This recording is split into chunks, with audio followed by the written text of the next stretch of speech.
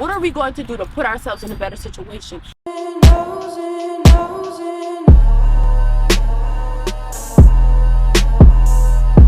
What's up, guys? Welcome back to my channel. Malia J here, and we're back with another video. So I know there's so much that's been going on, like my page. I had to start a new page, but I'm pretty sure you guys figured that out if you're here. So make a long story short, some things happened with YouTube. They didn't really explain too much. I think it's kind of sucky that they have so many laws and rules and guidelines on YouTube. I wish it was just like a free platform for us to post on, but hey, that's not what it is. So make a long story short, we're going to be starting over, but that's okay. That gives me even more drive to continue pursuing my dreams and my goals. So I'm not going to give up. I'm not going to let this bum me down. I'm just going to continue showing up and showing out, and who's ever meant to be here will find me here. So let's jump straight right into today's video.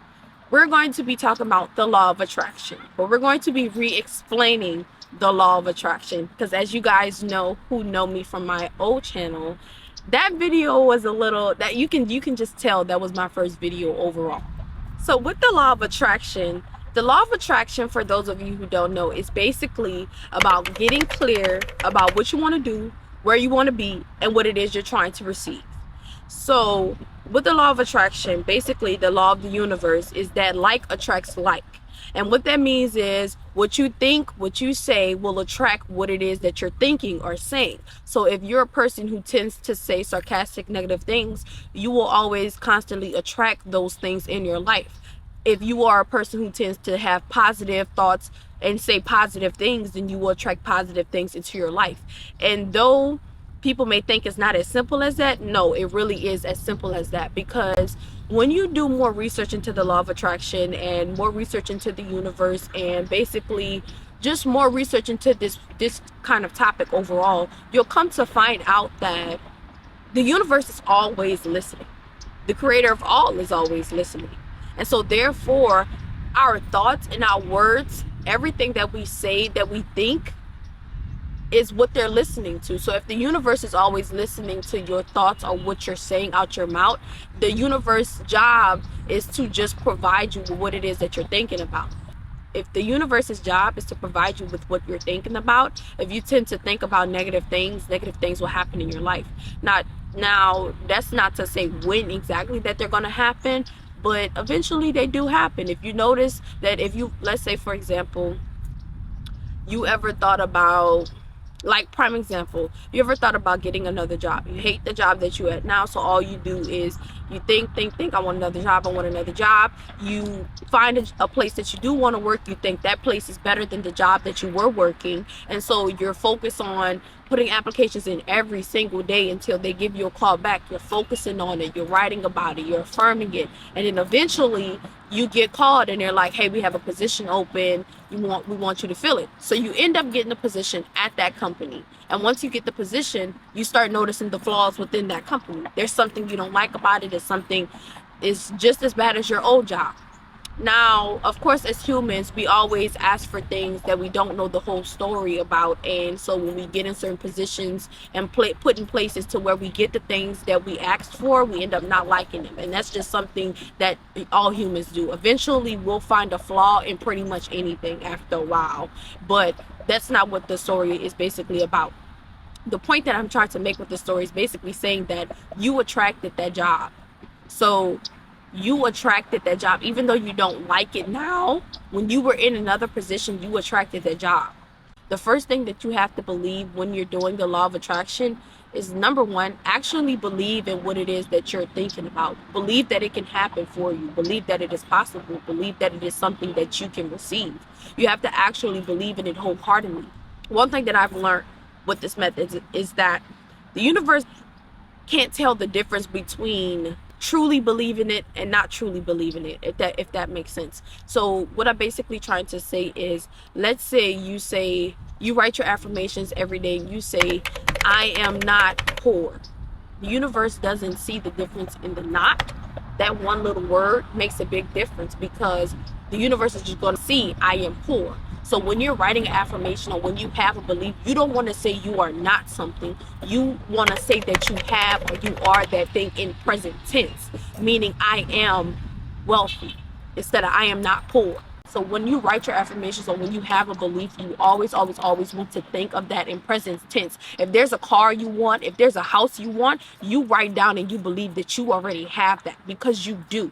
You have to actually believe that whatever it is that you're wishing for, you're hoping for, that you're trying to receive, you already have that thing.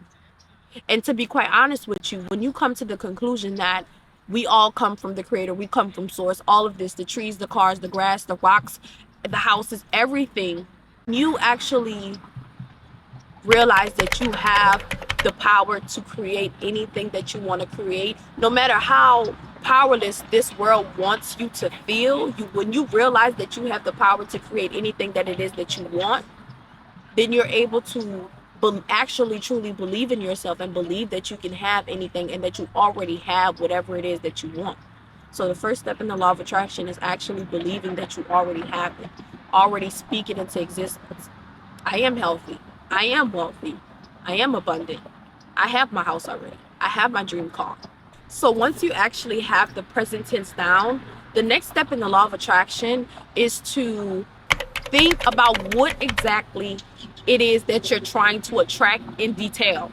So the problem that most of us have is we say we want a car, we want a car, we want a car, we want a house, we want a house, we want a house, but we don't manifest and think in detail about what kind of house we want or what kind of car we want in detail. What kind of seats does the car have? How does it drive? What's the speed on it? What's the color? We don't think about what things do we want in the house. Do we want 2 closets? Do we want 1? Do we want a fireplace? Do we want a big backyard? Do we want the house to be purple? Do we want it to be blue? And because we don't think about it in detail, we attract whatever it is that we ask for in general.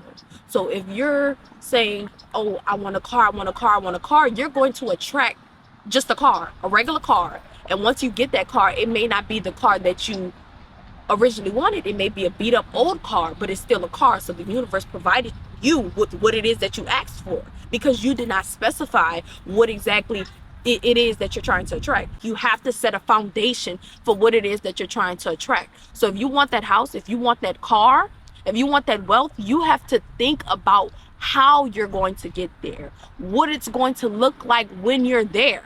And then once you have a clear mental image in your head of what it is exactly that you're trying to attract, think about that daily. When you write your affirmations, it'll be what pops in your head. And eventually, somewhere along the lines, the universe eventually put that thing into your life. Eventually, you will have that thing physically. So basically, you want to believe you have it.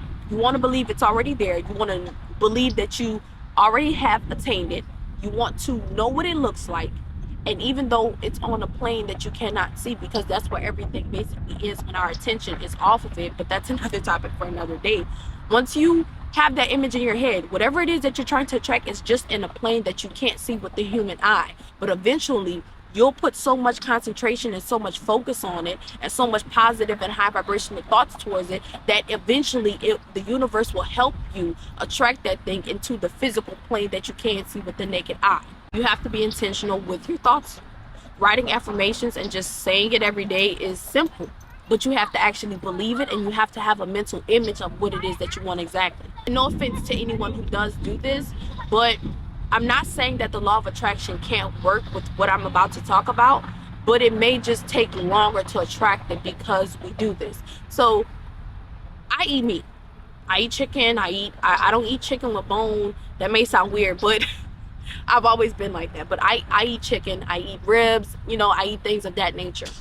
And what I learned in my last manifestation class and on my journey with the law of attraction and everything like that is that when you actually think about it, those animals have to die for us to eat, but we're not the one killing them. Do you actually see how an animal gets butchered before it gets put on your plate? You don't, but it does suffer. If you ever watch a documentary or a show, or you've ever watched someone kill an animal, it suffers. Unless it's being put to sleep or injected with something, or maybe something like that, that other than that, if it's not something like that, either way go, the animal still had to die for you to eat it. And therefore, since you're eating something dead, and the meat that we eat sits on our stomach for weeks at a time, it takes all day long to process. When you're trying to manifest something, it'll take longer for the law of attraction to manifest what it is that you want, because you ate something that's dead. And something that's dead isn't very high vibrational energy, is it? And I'm not condemning anyone. Like I said, I eat meat. But once I learned that, you have to realize that you're eating something dead, so you're putting something that has low vibrational energy in your body, and therefore you're trying to attract something on a high vibrational frequency. So it's not going to balance out. It's going to take way longer for you to attract what it is that you're asking for, because of that low vibrational energy that's sitting in your body. So one of the things I learned was, you don't have to cut out meat completely, but during your manifestation phase, let's say you have something that you're trying to attain within a couple months, cut meat out for those couple of months until you attract what it is that you're trying to get. Meaning, so what we did was, we broke our year up into quarters. So 4 months, we have goals for each 4-month period, and then we'll check back in at the end of the year, right?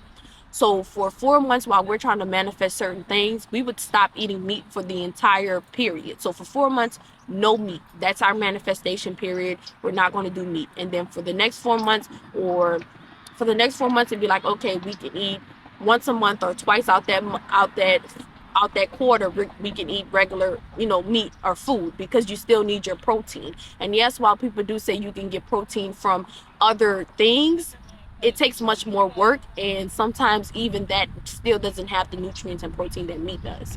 So basically, moral of the story is, you want to attract something faster to you. Number one, you have to believe it. Number two, you have to have a detailed mental picture. And number three, you have to cut out the dead meat. You have to cut out the dead animals that you're putting inside of your body. It's not high vibrational.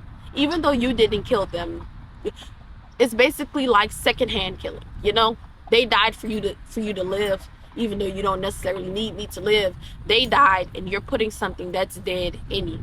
So, but hey, like I said, necessarily speaking, if you can't cut out meat, or you just decide that you don't want to, that's okay. You can still use this method to attract what it is that you want. Just be patient with yourself and the universe, and know that it may take a little bit more time. The next thing I would say would be to be grateful and appreciative for what it is that you have now.